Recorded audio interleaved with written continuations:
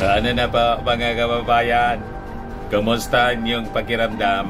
Matapos pong i-water cannon na naman po tayo yung ating resupply mission sa Ayong Insyol ng mga Chinese. Talaga niya Mr. Maravillas, inaubos ang pasensya nating mga Filipino. Matindi yung pang-abuso sa atin. Kalma lang po, kalma. Sabi nga mga kababayan, there is a day for reckoning. Darating din tayo dyan mga kababayan. Pasensya muna tayo habang tayo po ay nagpapalakas sa nagbabagang mga balita at pagtalakay sa mga isyu na lipunan. Bulsa, opinyon, banat at paglalantad sa katotohanan. Bulsa, what you see is what you get. You decide. Sabi nga po, patience is a virtue. Tama pa? Kasi pag dinaan natin ito sa init ng ulo, baka malagay po ang buong bansa sa alanganin. Huwag tayong tutulad sa mga Duterte po na dinadaan sa angas at sa maanghang na salita. O tingnan ninyo yung inabot nila. Lahat problema. Di ba? Kaya kalma lang po, kalma. In everything there is a season and time. A time to speak, and a time to keep silent. A time to embrace, and a time to refrain from embracing. A time to laugh, a time to mourn. A time of war, and a time of peace. Tama ba? In a day of reckoning, ika nga, pasasaat darating din po yung araw ng China na mamamayad sila sa kanilang mga walang tigil na pang-aabuso po sa atin dito sa West Philippine Sea. Nasa atin po yung batas, tayo po yung nasa tama, role-based solution po tayo, and the whole world mga kababayan ay nasa panig natin. Pero anya Mr. Maravillas talagang nakakainit ng ulo. Kaya nga po kalma lang, kalma. Kahit nga po ako, nung pinapanood natin, sunod-sunod po kasi yung ginagawa nilang harassment. Una, hinaras yung ating mga scientists. Pero natapos naman po yung mission ng mga scientists na kompleto nila yung kanilang pag-aaral. Ito po yung unang hinarang, pero nakompleto nila, hindi nagpatinag yung ating mga authorities. Sabi dyan, Philippine scientists inspected the Sandy Cay Reef near Pag-asa Island in the Spratly Islands located at the West Philippine Sea, March 21. The Philippine Coast Guard on March 22 accused Chinese vessel of dangerous maneuvers as it attempted to block Filipino scientists from reaching a reef in the South China Sea. Yan po mga kababayan yung unang incident.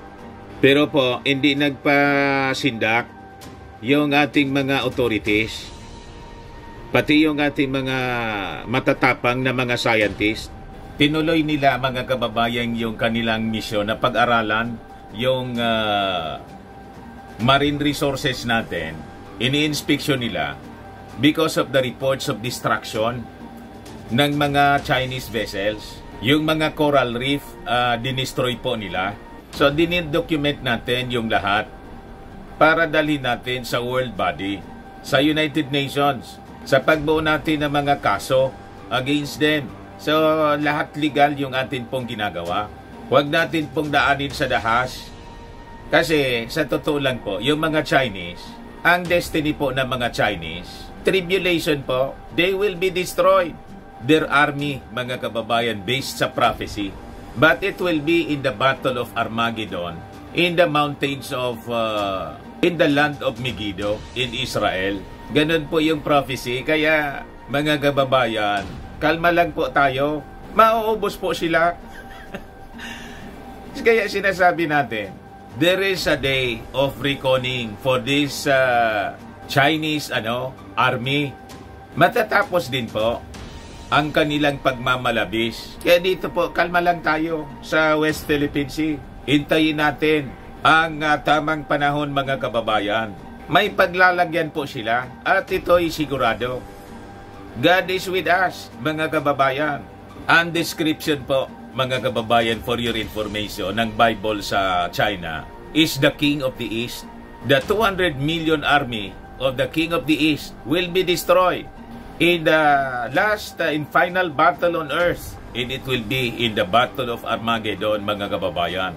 Doon kasi magsasabong yung mga armies ng mundo. Ang kalaban ng King of the East ay mismong yung army ng Antichrist. The Antichrist army of the European power during the end of the tribulation period. Matindihan niya, Mr. Maravillas, pala yung kwento mo sa prophecy.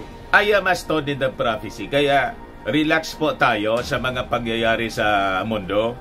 Kasi alam na po, nasusulat na po ang destiny of every country in the world. Ito po yung pangharas na naman. Sabi rito, China Coast Guard vessels fired water cannons against Philippine supply mission. Talagang matindi po. Tingnan ninyo. You watch this. Yan po. Yan. Ganon tayo, mga kababayan. Ganon yung kanilang ginagawa po. You see? Galing po ito sa video ito ng Armed Forces. Well documented po yung mga pang-abuso nila sa atin. Ganon, mga kababayan. Sabi dyan, the Philippines accused the China Coast Guard of blocking and firing water cannon at a Filipino supply vessel Saturday morning off a remote and contested South China Sea reef. Ito yung kuha po ng Armed Forces of the Philippines. Close up itong video na nakuha po. Ayan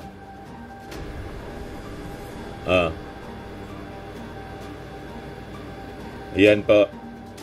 Ganon, mga kababayan. Yan.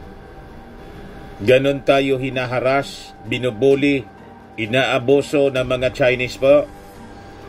But as usual, mga kababayan, tahimik yung mga politikong barkada ni Xi Jinping dito. Tahimik lang po sila. Patay mali siya lang, mga kababayan. Si Inday. Never po, kahit si mga previous water cannon attacks, harassment and bullying, walang tahimik lang si Inday. Pero pagdating po sa confidential funds, sa kay Kibuloy po, automatic po ang video message. Kita ninyo, mga kababayan.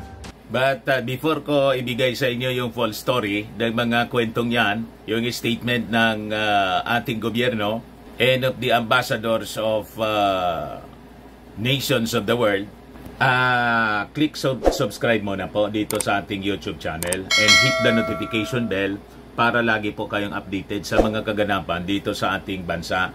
Like and share na rin po ninyo ng ating video. At huwag na rin po ninyo na skip yung ating mga commercial ads para tuloy-tuloy lang ang pag-unlad ng bagong Pilipinas. Sa mga naghanap ng malinis and spacious fitness gym, bumisita lang po kayo sa aming Colossal Fitness Gym. We also offer Grab Car Rental with our brand new 2023 model ng Toyota Innova. We also accept booking for those who are planning to travel via PAL, Cebu Pacific and other airline companies, local and international. And bills payment for Meralco Bills, Aleco Bills, PLDT, etc. Ang Colossal Fitness Gym is located at 3rd floor, Security Bank Building, Landco Business Park, Legazpi City, Albay.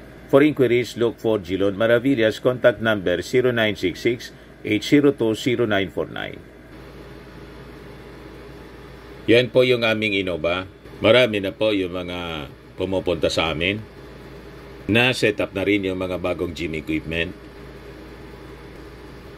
May treadmill na rin po kami. Ito naman po yung bago naming product na binibenta online. Eye Glow Serum, whitening po siya. Tingnan ninyo yung epekto sa aking anak na architect. before and now. Yung mga inquiries po ninyo, dumiretso na lang kayo sa kanyang Facebook account, Riz Maravillas. Ngayon, ito naman po, Firmax Firming and Lifting Cream. Mainam po ito sa mga pains at mga paninigas na mga kasukasuan. Pinapahid lang sa mga pulses and affected area. Ito naman po, Automax, sa mukha naman yung application niya. Anti-aging po siya. You will look 10 years younger than your age. Sa mga cancer patients naman po, baka lang gusto ninyo itong itry. Neng siya red mixed fruit drink. Hindi man po siya gamot, food supplement siya. Kaya lang, gawa siya mga kababayan sa goji berry. Yung goji berry may anti-cancer properties. O yung mga inquiries ninyo, dumiretso na lang kayo sa aming messenger sa Facebook para masagot namin agad. Ayos pa? Ayos na ayos aja, Mr. Maravillas. So dito tayo sa detalye ng mga kwento, mga kababayan na ating pag-usapan. Siyempre, yung ating bansa, inaccuse yung China of water cannon attack sa atin pong resupply mission. Ang rason, mga kababayan, ng China, kasi inakusa din tayo, kaya nila hinaharas tayo. Nagugat talaga po doon sa secret meeting ni alleged secret meeting ni Mao Diggs. Ina-accuse tayo, mga kababayan, ng China na nagtatransport po tayo ng mga construction materials para i-reinforce yung nabubulok na pong BRP Sierra Madre. Nakita na po ninyo. Kasi daw, based sa mga nauna na mga balita, di ba, na pag-usapan natin dito, nakipag-secret deal. Itong si Mao Diggs, di ba yan ang lumabas sa mga balita? Kausap si Xi Jinping noong kanyang panahon na hindi tayo gagalaw dyan. So yun ang pinangawakan ng China. Inaakusa tuloy tayo. China accuses Philippines of transporting construction materials to grounded ship. That is why the Chinese Coast Guard had to attack Philippine troops. So, to their mind, mga kababayan, justified ang kanilang ginagawa. Kasi nga, to their mind, may usapan na niya tayo na hindi kayo gagalaw. Kumbaga, pagkain lang at one vessel ang allowed, pagkain lang ng mga sundalo ang dala. Yun na niya yung mga kasunduan. Pag construction materials na at malaking barko ang lalapit, haharangin namin. So sa kanila po, itong ginagawa natin po ay mali. Kasi doon nila, mga kababayan, nagdadala tayo ng construction materials in violations of the so-called secret agreement. Ganon tayo po pinasubo, mga kababayan. Ngayon, wala man umaamin sa kanila. Nakita na ninyo kung ano yung pinasok ng past administration na naglalagay sa problema sa interes ng ating bansa, mga kababayan. Sabi rito, Gan Yu, spokesman for China's Coast Guard, in a statement said the Philippines' action was a deliberate and provocative move that supposedly infringed on China's sovereignty and legitimate rights. Referring to the Philippine Coast Guard Saturday resupply mission, you said the Philippine contracted resupply vessel Onaisa May 4 intruded into the waters of Ayungin Shoal. That was the reason why CCG troops fired water cannon niya sa resupply ship, leaving it severely damaged. The Chinese embassy in Manila earlier justified the attack as part of its regulatory actions. So, sa kanila pong isip, legal yung kanilang ginagawa. Talaga niya, Mr. Maravillas, pinasubo tayo ng past administration. Yun na nga po ang lumalabas, mga kababayan. Kaya na-embolden yung mga Chinese. Lumalabas, hindi tayo tumupad. Tayo pa yung mali. Hindi tayo tumupad, mga kababayan, sa verbal secret deal. O ngayon, nag-warning na sila ng mas matindi. You then warned the Philippines not to play with fire as it is an invitation of disgrace.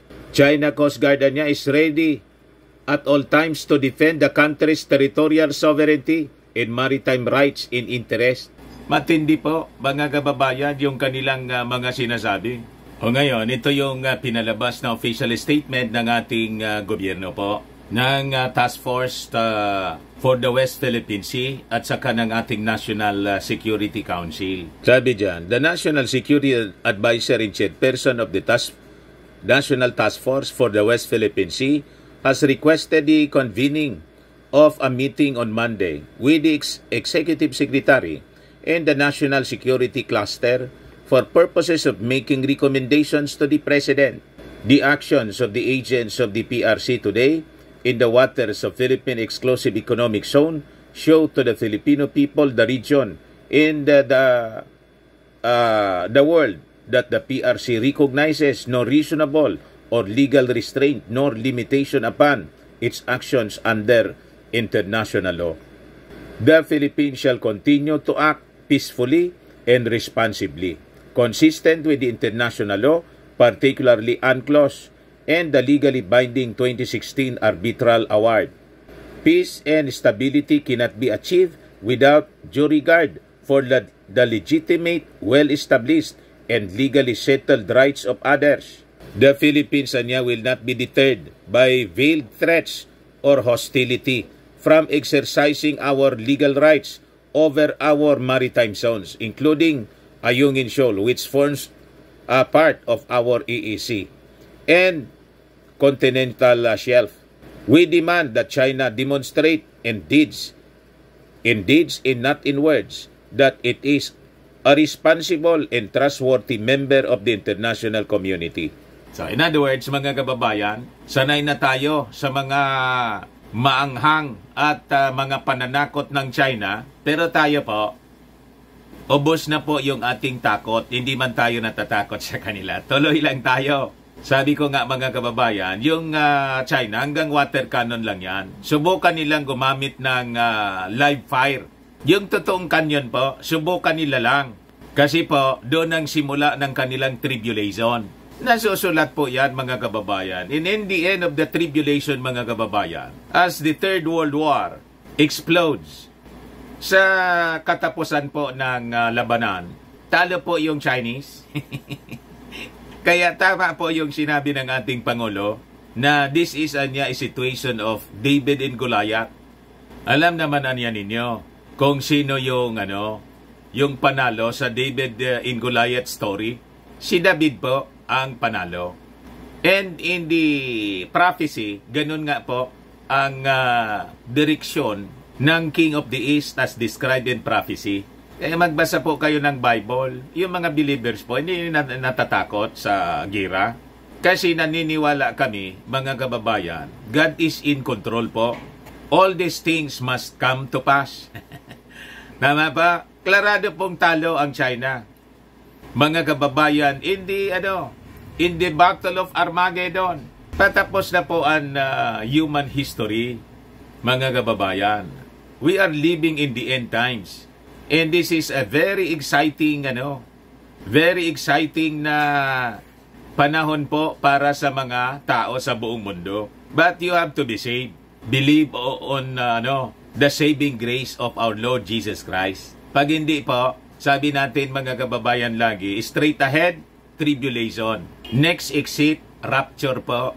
Dapat po, malaman ninyo kung paano masama sa rapture. For all these things must come to pass po. O ngayon, nag-react na yung mga ambassadors ng mundo sa latest harassment na ginawa po ng China sa atin. So sabi dyan, according to the United States Ambassador Mary Kay Carlson, China's actions and the exclusive economic zone of the Philippines violated international law and threatened the freedom of the region.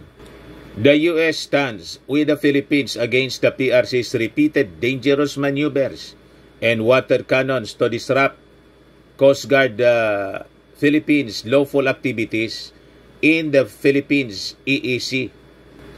The PRC's interference with the Philippines' freedom of navigation violates international law and threatens freedom and open Indo-Pacific, sabi po ni Carlson sa post niya sa X, yung dating Twitter po.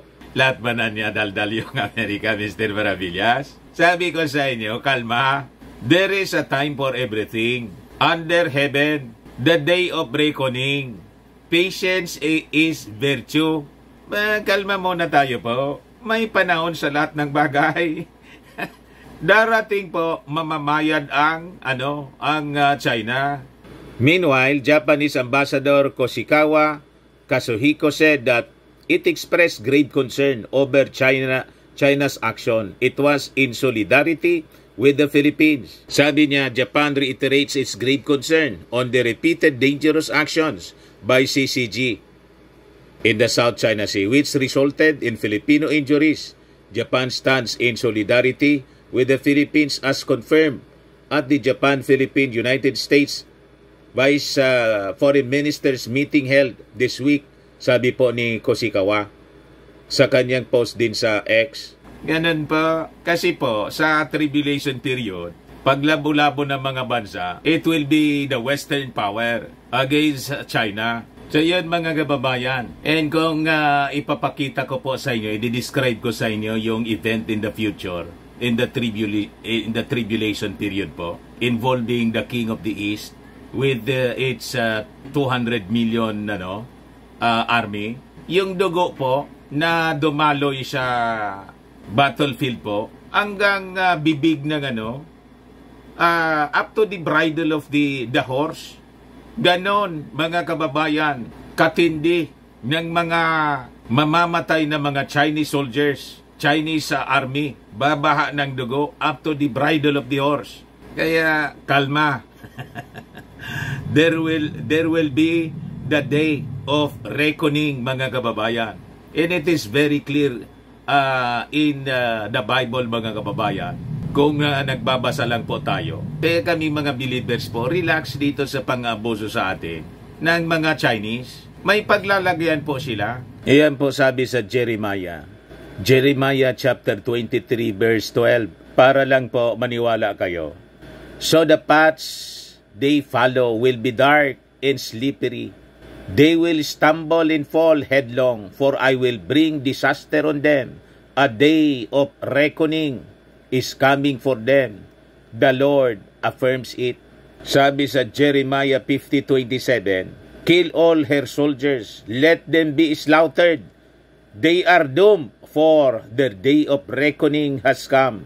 The time for them to be punished. So may panahon ng reckoning mga kababayan, or araw na mamamayad sila. Magbabayad kayo sa inyong mga pang-abuso sa amin, sa inyong mga pangmamalabi, sa inyong pambubuli sa amin.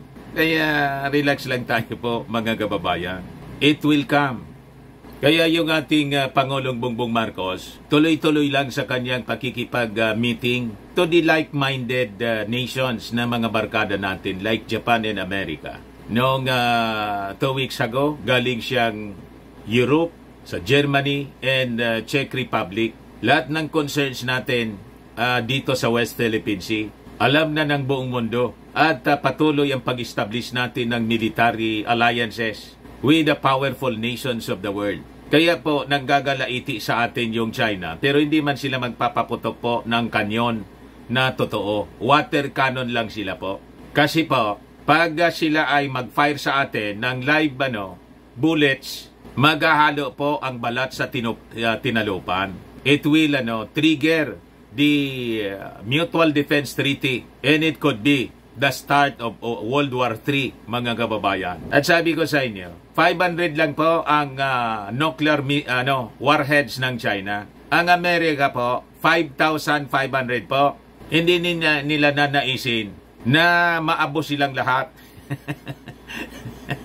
Hindi nila po nanaisin ngayon.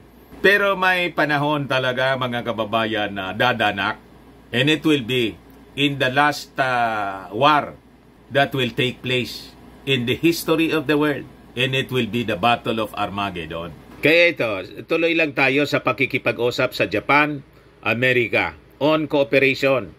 Sabi diyan, representatives of the Philippines, Japan, and the United States met during the inaugural session of the Trilateral Vice Foreign Ministers meeting in Tokyo on Thursday.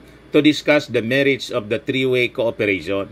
Philippines was represented by Undersecretary for Bilateral and ASEAN Affairs Maria Teresa Lazaro, while Japan and the US were represented by Vice Minister Okano Matsataka and Deputy Secretary of State Kurt Campbell, respectively.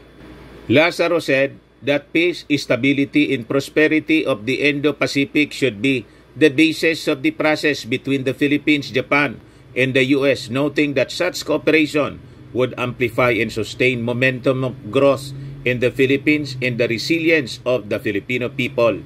So tuloy lang tayo sa ating buhay sa pagpaunlad ng ating economy and the security of the Indo-Pacific region. And next month, April 11 po, na-invite yung ating Pangulong Bongbong Marcos ni Joe Biden with Japanese Prime Minister Kishido para pag-usapan po itong mga problema natin dito sa West Philippine Sea. Kaya kalma lang po tayo. In everything there is a season and time, sabi po sa Ecclesiastes. As a season, a time to be born and a time to die. A time to speak and a time to keep silent. A time to embrace and a time to refrain from embracing. A time of peace and a time of war. Tama pa? Yung future ng China, mga kababayan, nakadescribe po siya in Matthew 24 verse 15 and 16. And in Revelation, describing the Battle of Armageddon. Para magka-ideya po kayo, panoorin ninyo itong video po sa YouTube ni Pastor John Hagee about the King of the East. Yan po. Ang daming nanood po dito.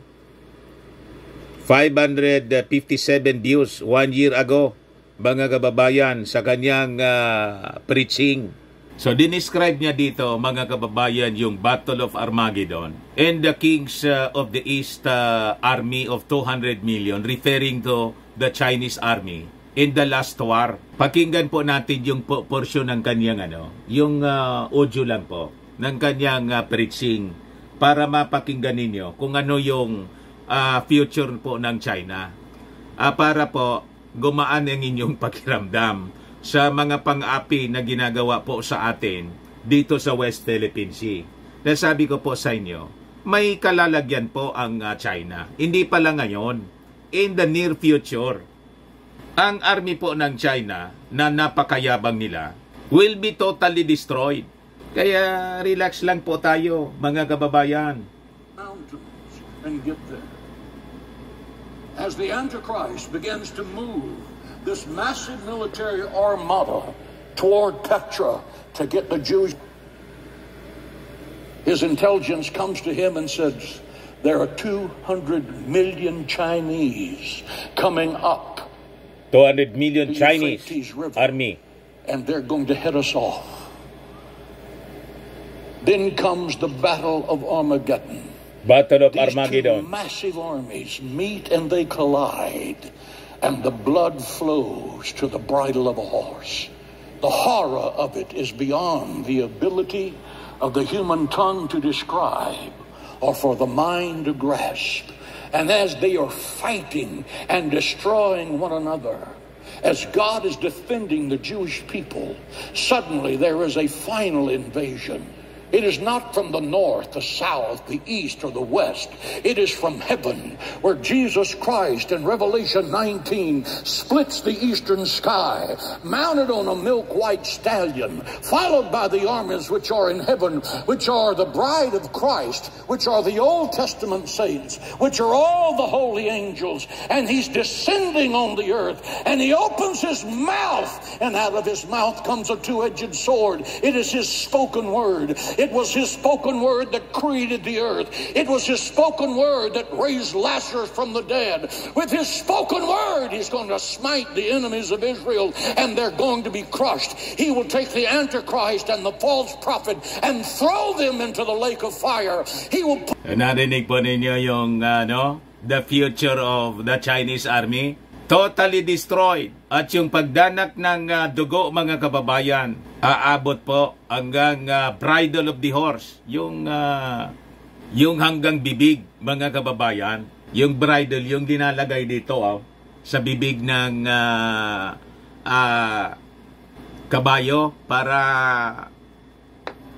magbigay ng direksyon po hanggang doon po kalalim ang dugo na dadaloy. And that is the end of the army na magsasabong po in the last war na mangyayari po sa mundo in the tribulation na period po. Pero po, yung mga believers po ay hindi na po mawi-witness ang ganong kahindik-hindik na senaryo po.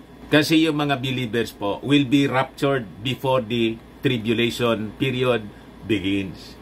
Naniwala kayo sa kwento ko? Hindi ko po siya kwento. That is the revelation from the Bible by Jesus Christ Himself. So tamang-tama ito, mga kababayan. Kasi papasok na tayo sa Semana Santa next week. O bukas pala, Lunes Santo na. So tamang-tama yung ating mga discussions ngayon. Kaya kalma. Yan man lang po mga kababayan, yung ating mga kwento. Ako po si Dante Maravillas. Bye-bye po. God bless.